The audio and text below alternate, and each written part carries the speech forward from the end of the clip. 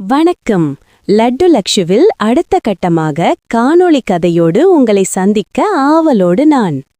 ஒரு பசுமை நிறைந்த பூங்காவில் இலைக்குட்டி என்ற ஒரு குட்டி யானை வாழ்ந்து வந்தது. அதன் தலையில் எப்போதும் ஒரு பச்சை இலை இருக்கும்.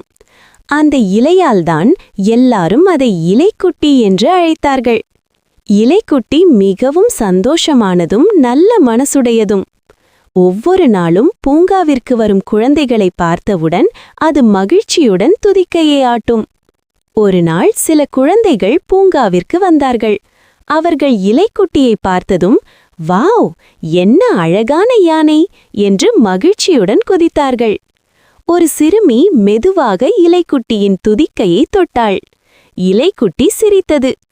அந்த சிரிப்பை பார்த்து எல்லா குழந்தைகளும் சிரித்தார்கள்.